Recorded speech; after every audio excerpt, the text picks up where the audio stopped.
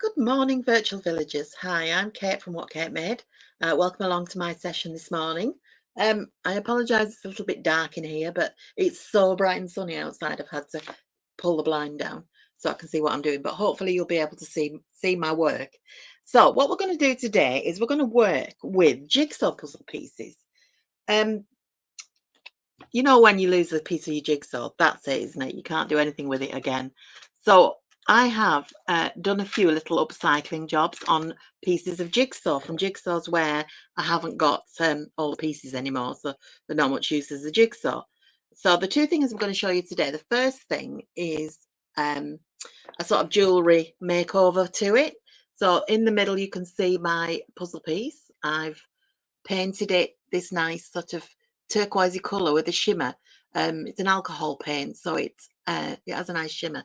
And then I've made a little hanging pendant bit at the bottom, a little bit of basic wire wrapping around the puzzle piece itself, and then a lobster claw fastening. So it can be used as a keyring or a bag charm, that one.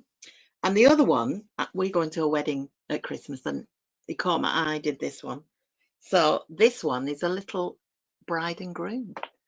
So you use two puzzle pieces that interlock, and you dress one up as the bride and one as the groom. So the bride one has got a little pearl circlet with a veil on and pearl buttons down the front of her dress, and the groom one has got a little tiny bow tie and the suit shape drawn on with white. And I'm really keen on that one. I love that one.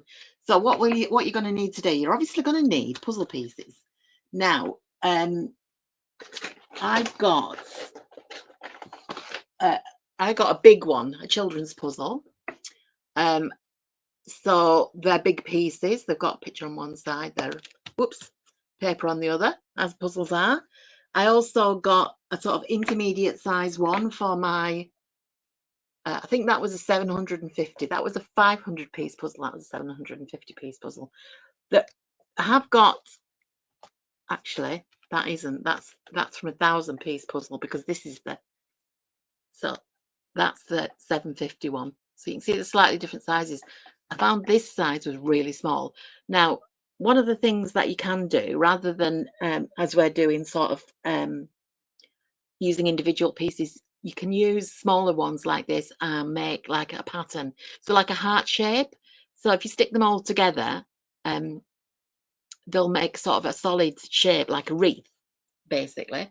So I'm just going to keep one side the pieces that I'm going to use, then I don't get mixed up. I've also got an assortment of jewellery bits, so there's some beads and wire and that. I've got tools wise, I'm using 3 different sorts of pliers, nippers and pinchers, and I'll explain about how I use them as I go along. I've got a nail file that's used, I'll tell you later, my glue gun, various paints. So the alcohol paint that I used was this one. So it's like a turquoisey blue, comes in a little bottle like that. The other paint I've used is acrylic, and I've just used black and white because that provides a base coat that you can then work on top of. I've also got some acrylic varnish, which I used on the black and white ones. That makes it shiny. That's a shiny one. I've got a matte one and a shiny one. And apart from that, it's just various paintbrushes and bits and pieces of tools. So I'm going to turn the camera down. I'm going to get your live feed up if I can. Oh, the other thing I've got is a hairdryer. That's just for drying the paint. I won't be doing that today. I'm just going to try and get your feed up live so that I can say hello to everybody. So if you're out there, say hello. Let me know where you are coming in from. And I can see that Irene's already there. Hi, Irene. Right, let me turn the camera down so that you can see what I'm doing. Now, instead of working on my usual cutting mat, today I've got a foam mat because I do need to have that bit of bounce. So bear with me while I turn the camera down. I found last week that my new tripod worked very well. I just need to check that you can see me. the camera's not going to fall out. There we go. So let's see, what do we need to start with? We need a puzzle piece. So I'm going to demonstrate how you prepare the puzzle pieces with this one. This is one of the larger ones. As I said before, it's got the paper printed one side and it's just plain paper on the other. So you don't need to do any preparation on the plain side. But this side, the paint won't really key to this shiny surface. So what I'm going to do is I'm going to use the nail file, which is a very rough one, and just roughen up the surface. This provides a nice key for the paint. You don't need to, you're not wanting to take the pattern off completely. You don't want to sand it right down, but you're just roughening it up so that the paint will stick to it. So I'm just going to go over that like that. And just, as you can see, some of the coating's still on, but it's just, oh, took my nails off then. So it just feels a little bit less smooth. Now the paint I'm using, the white paint is in this great big bottle because I use a lot of white paint. So this is just an acrylic. Crafting, using paint for crafting, I always buy acrylic paints. I do some painting, not a lot. Now for crafting painting, I will use a lower quality paint. You don't want to go too cheap because then they're thin. But this is a good, this one is quite a good one for crafting. So you just put a little dot of your paint. Now this is what I use as a palette. This is the sort of plastic tray that cooked meat comes in when you buy it in the supermarket. And don't need very much paint, unless of course you're doing a lot of puzzle pieces all at once. I've lost my paintbrush now. There it is. So you just, it will take several coats on this, on the side with a pattern on in particular, although that's not coming up. Most of this was white anyway, so it's coming up quite easy.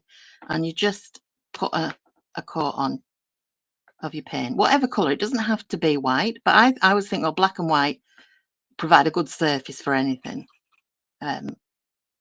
Obviously for the bride and groom piece, I did one black and one white. So this is where your hairdryer comes in handy. I'm not going to use the hairdryer today, but drying the paint quickly means that you can do both sides. So that's the minimal amount of painting that we're going to be doing. And I've forgotten to get water. That brush is going to go hard while I'm talking to you. Never mind. Such is life. So I'll pop that to one side to let it dry. So the first one I'm going to demonstrate is the keyring one. And in my little pot here, I've got various different little bits of jewellery findings. So I've got I'm covered in paint now. I've got my lobster claw. I've got a couple of jump rings. I'm not actually going to use those because since I made this one, I've discovered that what I did there was pierce a hole in it. It doesn't work very well, so I'm going to do a slightly different method because the hole can tear through. I've got my 3 beads. Let's move that out of the way so you can see. I've got some spacers. I've got a little cap to go on the top. Now, these little dangly bits, when I make a lot of sort of jewellery. These are all reclaimed beads from other old jewellery I buy in charity shops and what have you. I break them up and keep all the components. The best thing I've found for these is this is an earring wire. I don't know whether you can see that, but it's got a little flat end that stops the beads running away, which is quite nice. So what I'm doing with this one is I'm putting the first bead on. Oops, find the hole. Then a spacer. I soon get covered in paint, don't I? And then I think we'll put the square bead in the middle, and then another spacer. You want it so that you've got enough of the wire at the end to make a little loop. Finding the holes is hard enough. So, and then I'm going to put this little cap on the top like that. So that's your little pendant bit. Now, I showed you the pliers very quickly before. These are what they call needle nose pliers. These are great for making a loop, and you can make the loop small by using that end, but we want a slightly bigger loop, so I'm going to go about in the middle. So you grip the end of your wire and you twist, trying to keep your beads at the end, and you twist right round until you've got a loop. So you can see there, oops, let me just twist it again. So you can see what I've got is a little loop on the end. Now that's going to be where we attach our, no, we're not going to attach our lobster claw because that goes on the bottom of our piece. So I'm just going to pop them to one side and go back to my, I don't need the jump rings, I'll move them. Back to my piece of puzzle. Now this one with this lovely blue sort of metallic-y paint on, I've gone really rough with it. When I painted the white base coat onto it, I kept it quite rough. I didn't smooth it out because I wanted to get this effect of a sort of, I don't know, mottled effect, I suppose. I don't know whether you can see that. But yeah, so it's nice. So when I did the initial one, as I say, I pierced holes and I fed my jewellery components through it, but I found it doesn't work very well because sometimes they can tear. I think once you've painted the puzzle pieces, they get a little bit less stiff and hard, if that makes sense. So what I'm going to do instead is use some jewellery wire, and I'm going to do a bit of what we call wire wrapping. It's quite decorative, so I'm going to cut off a piece of about 6 inches, and my second set of pliers are these ones. These are wire nippers, so I'm just going to nip the wire off there. This is quite a soft wire. Jewellery wire comes in various hardnesses. Some are very, very hard and very difficult to bend and hold their shape really well. This is quite a pliable one. I've got jewellery wire in quite a lot of colours. I use it in a lot of different crafty things. And what we're going to basically do is wrap the wire around the puzzle piece in a pleasing design. Now, I'm going to leave a long piece at the beginning because I'll use that later to make my loop. And I'm just going to wrap the wire around. So I've gone up and down there. I've gone across there. And I'm just going to make it look quite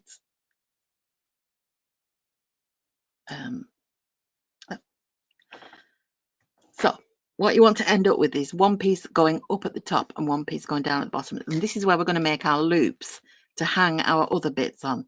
So I'm going to just wrap around that piece of the puzzle there a couple of times to give a nice sort of bit on the neck of that piece, and then I'm going to leave that there. I'm going to do the same at the top with that longer piece there.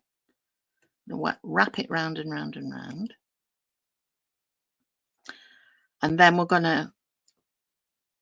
we can see how our wires made the design. It looks different on both sides, obviously, because of the way it's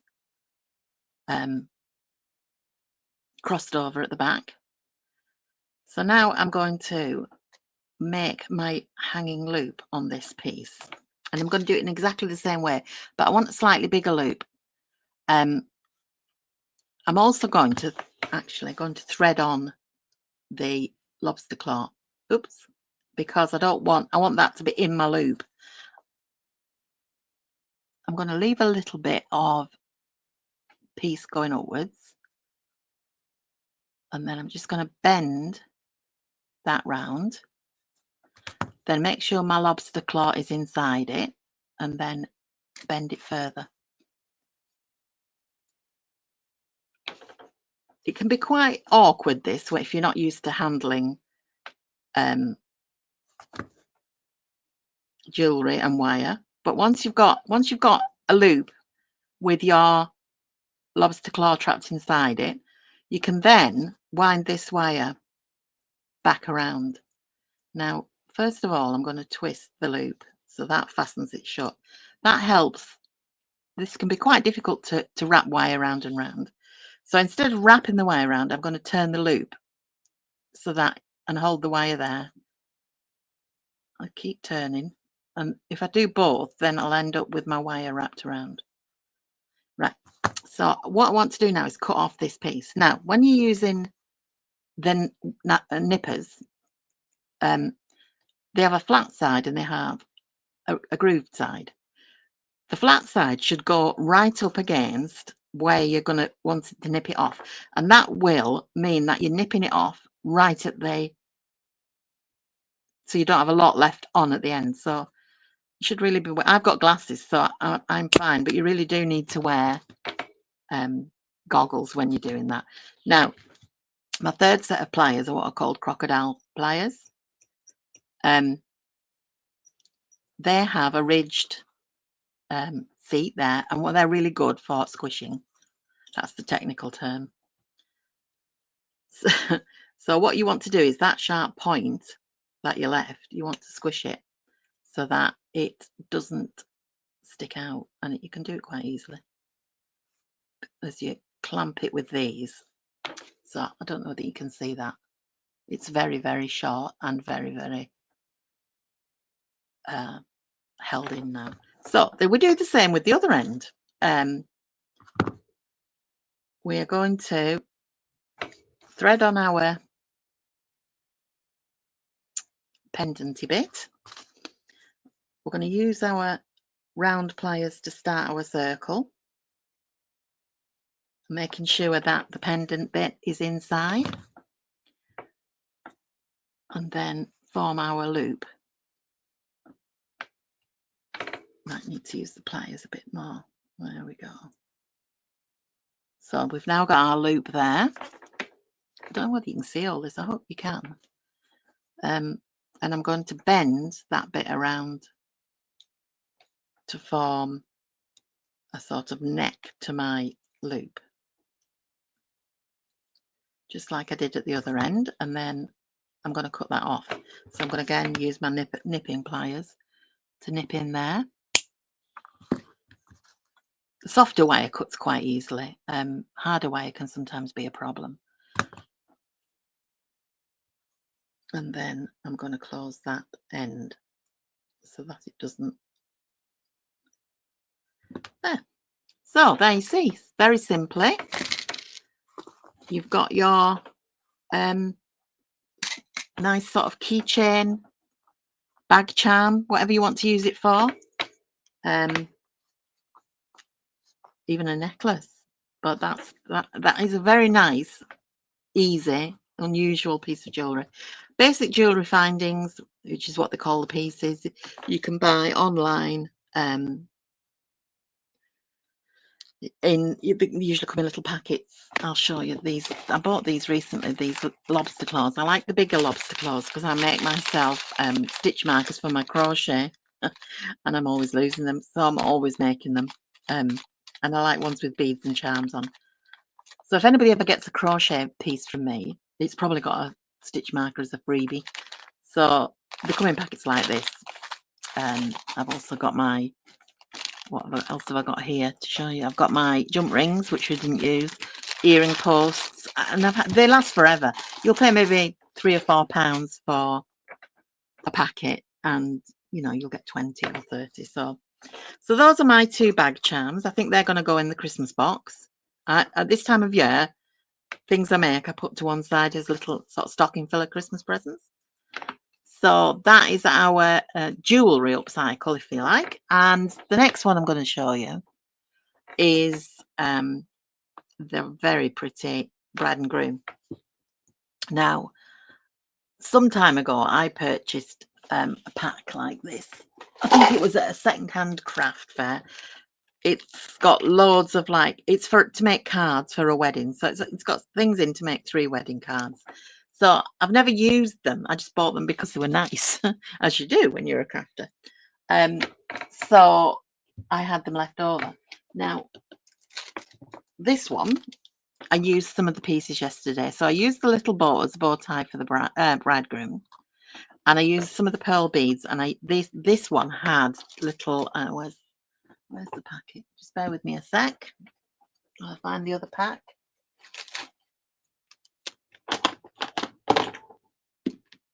This one had these little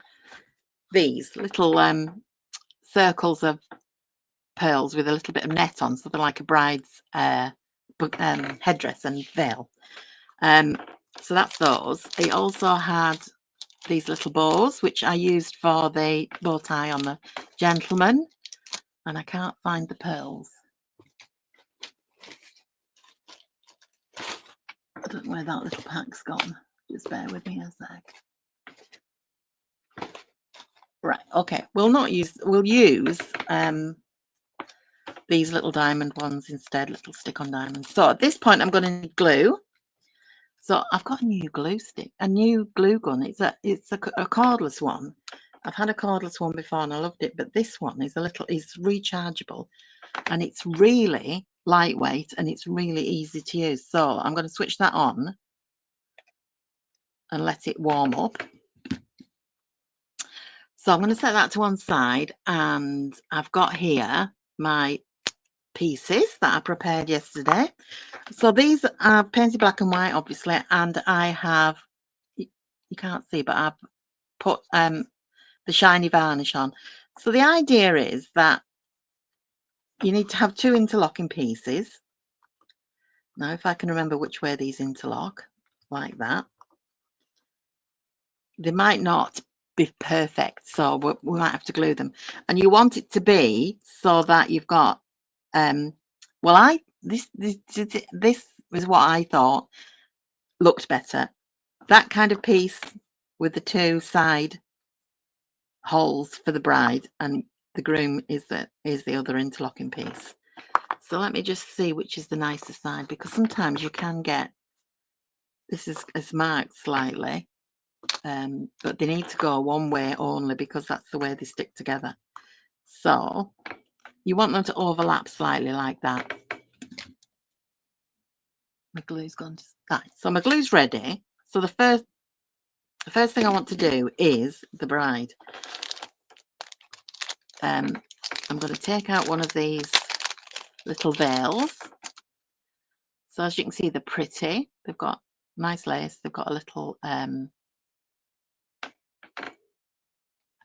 headdress sort of wreath thing. I'm just going to put some of the glue on the top. That little whirring sound you can hear, that's the there's no trigger on that. It's great. You just press the button and the glue comes out. It's got a little motor. So I've stuck the headdress on there. Just going to give it a little bit of a squish. It's got wire in the middle, and so that the veil's going out the back like that.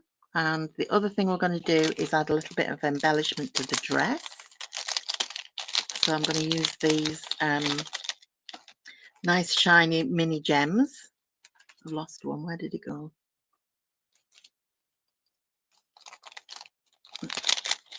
Oops. There they go.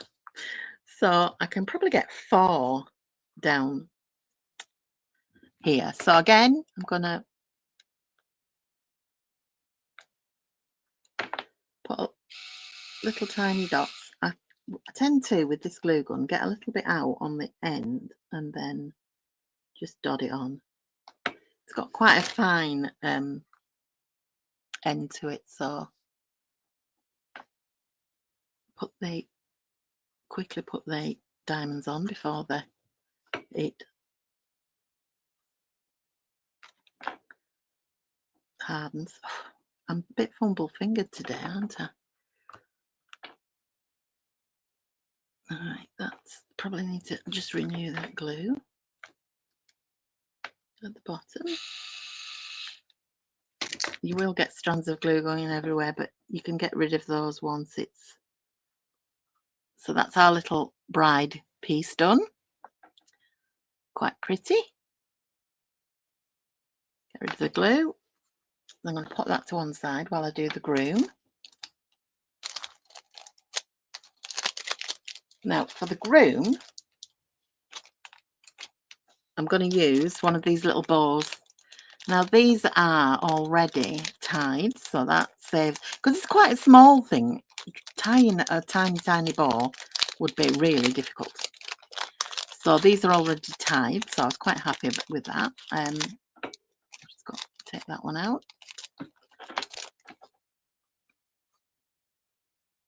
Now, what I'm going to do is that is quite big for a bow tie, so I'm just going to pull the long ends slightly and make the bow a bit smaller. So I'm kind of repressing that just with my fingers. I'm going to cut these long ends off.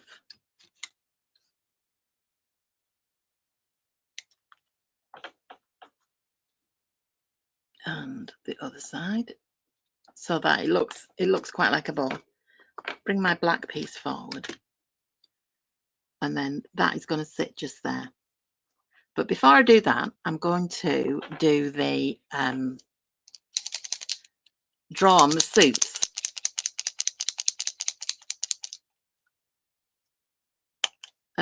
This is an acrylic pen. It's white. It's got paint inside and a nice tip. You do have to just get it going by giving it a little bit.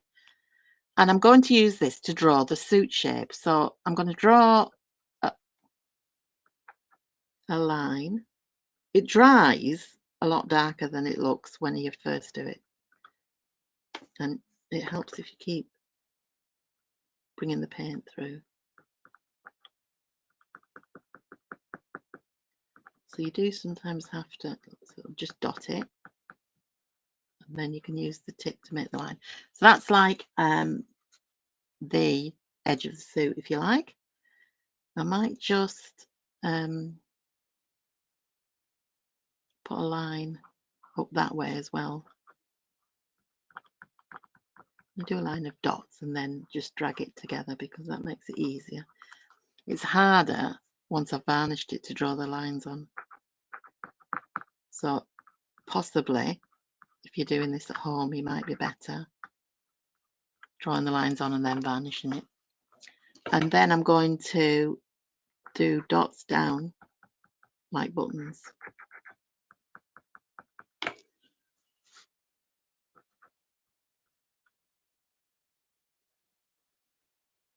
Now, the nice thing about this is it does dry a lot darker than it looks there. So that's the suit shape. And then we're going to use the glue.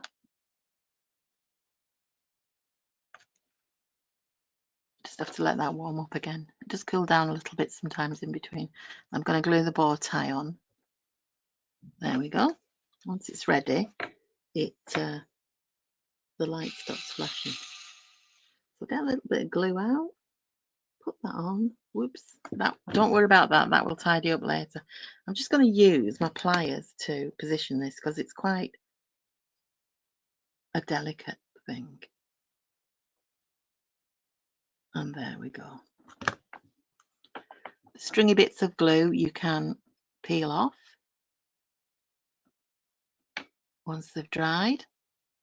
You get that everywhere with when you use glue gun. So there we go. That's our groom piece. Where did I put the bride? There she is. So there we go, our bride and groom pieces. We're finishing a bit early today. I'm just going to now glue them together. So what I'm going to do is put a little bit of glue on. Whoops. I need to get that off. It's too much. What have I got that? Use the tip of a. There's too much glue on there. It can be very messy, hot glue. It's very handy, but can be very messy. Let me start that again. So I'll get some glue on the end. And then dab that on there. And that is going to, I'm just going to move that little bit of lace out the way so we don't. And then I'm going to glue them together.